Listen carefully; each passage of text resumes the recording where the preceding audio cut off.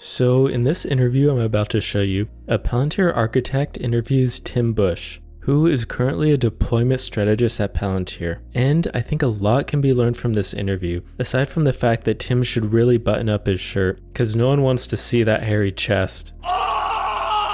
But if you can look past that, I think you'll be able to get a really good understanding of how Palantir is used throughout insurance companies. So without wasting any more of your time, let's get into the interview. Hi, I'm Chad Walquist. I'm an architect here at Palantir. Today, I'm going to have a conversation with a fellow Palantirian. He happens to run our insurance business in the U.S. So thanks for joining me today, Tim. Thanks, Chad. Happy to be here. I'd love to hear about your backstory about Palantir. I think it's absolutely fascinating from kind of where you've come to, or from where you've come from to where you've come to. Maybe you could share a little bit. For sure, yeah. That's kind of you to say. So, I did PhD in physics, funnily enough. So I wanted to be an academic, theoretical physicist, and was in research for a bit. Got a bit frustrated with the kind of a number of things, although I learned a lot, but particularly the kind of lack of direct, immediate impact you have on the world. Yeah, centuries away from impact there. You are, yeah, for sure. I then moved into doing kind of data science, building machine learning models for, a number of different clients around the world and in different industries, one of which was insurance, actually. And then I sort of realized that this was about 7 or 8 years ago now, that the kind of issue with that was also the kind of the lack of operational impact. You see a lot of the models I was building, I didn't feel like were really driving any meaningful change for the clients I was working for. Yep. And then I found out about Palantir, which obviously has a really strong focus on, driving real impactful change. Yeah. And I've been here now for about 5 or 6 years, and have had a great time. Most people don't understand that Palantir is a bunch of pods in different businesses. Each one of those is essentially the size of a unicorn startup that's out there. And so you're like the CEO of a unicorn startup for the industry AI in insurance space. It's quite cool from a sort of personal growth perspective as well, because you get to kind of you get to almost have the experience of all of the problems of, like, how do you kind of motivate and hire people, how do you have the right technology, how do you get clients, how do you keep clients, how do you deliver and execute well.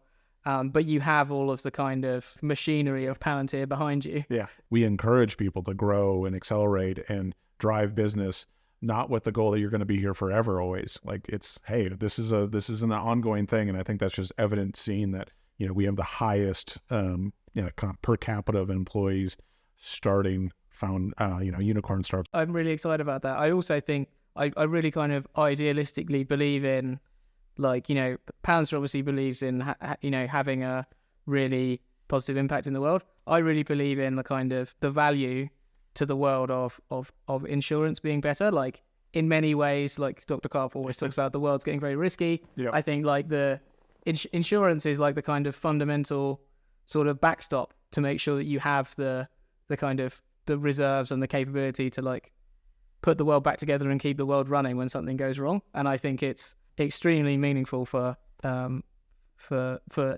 whole world if insurance, like, works better, if it works faster, if it works cheaper.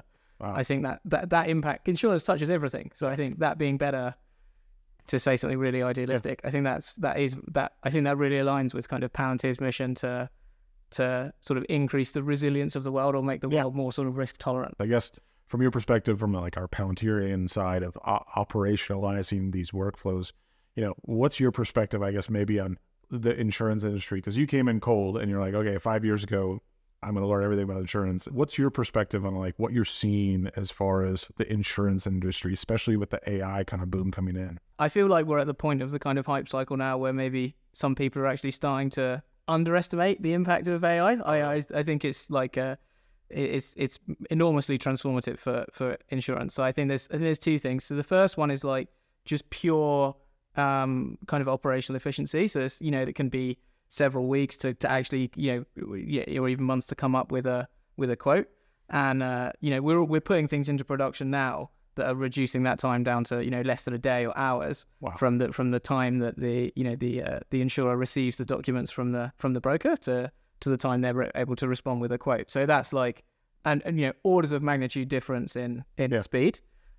Which is fundamental. I mean, so it sounds like, okay, we've got these group of experts, and now I'm with AI and human teaming, I'm able to accelerate their throughput. That's actually a really nice segue into the kind of the second thing that you alluded to already, which is like the benefit of the AI being able to provide, reasoning into the process. All of these insurance companies will have underwriting guidelines that are defined by, the chief underwriting officer or some underwriting counsel, and those underwriting guidelines become part of the kind of ontology, the corpus of information that's available to the AI to reason against. So it's you're able to say to the AI, not just which business is this that wants insurance, but does this meet our defined standards for our guidelines for the types of things that we, from a kind of risk and exposure, and also like even an ethical perspective, want to underwrite. So you're essentially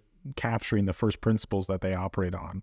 And now those principles are made available to AI to help reason across, still with humans in the loop. I think that's like so powerful, the interconnection of all those, like powered by the ontology, like orchestrating all that. I think that's just so cool. I'm sure there's a lot of our competitors and other companies coming in kind of trying to do this in a similar space.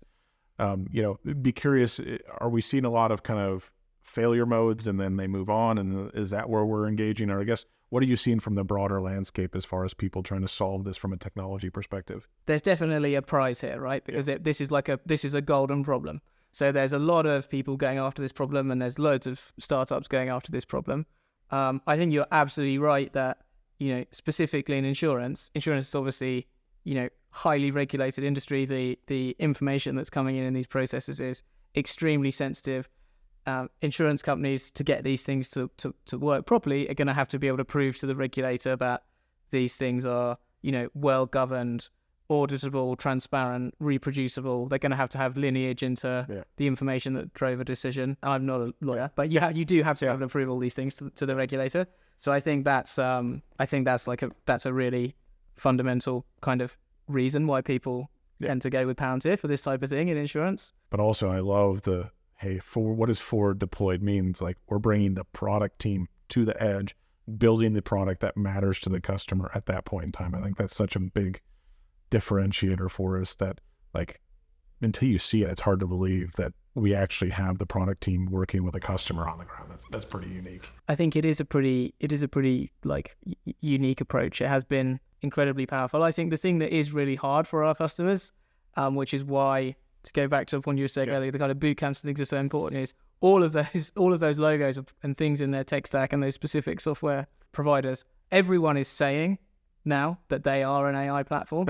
So it is quite hard to it's quite hard for like new customers to actually differentiate like what actually works and what doesn't. And I think that's also the other kind of critical reason for the sort of forward deployed approach is like, proving it by doing it. Yep. So like it's easy to hook up a kind of API call to GPT and pretend that you are, but it's hard to actually be accountable to the outcome and deliver the real like fully orchestrated end-to-end outcome. And that's what we do. Yeah, in a safe and secure and scalable way. So all this is like fun and it's awesome, and there's some really cool stuff going on. And I think, like, what would you tell someone that's interested in coming and work at Palantir? I think that's the thing that keeps me here is that I just have the ability to, and the freedom, and also the leverage with the product and all the people around me to actually go and actually truly deliver the outcome. Yeah.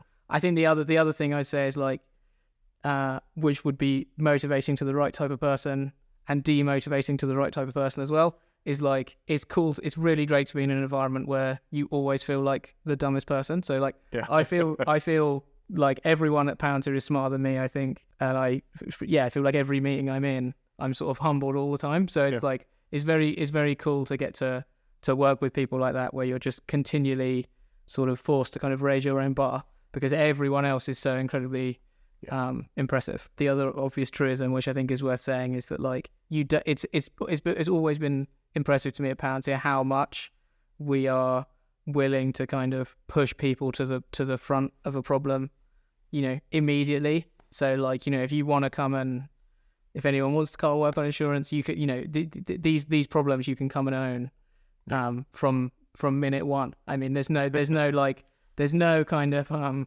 there's no levels or kind of training plan or kind of stages of hierarchy or titles that you have to move through in order to get access to the cool thing. once you're here, you can do the cool thing from the beginning, and that's always been the thing that's really impressed me. Well, thanks for joining us today, and thanks, Tim, for coming all the way to Arkansas to have the conversation. Really enjoyed learning all sorts of stuff about AI and insurance. Yeah, I mean, no, thanks for having me, and thanks for giving me the opportunity to come to Arkansas. Now we'll have some barbecue. We will, yeah.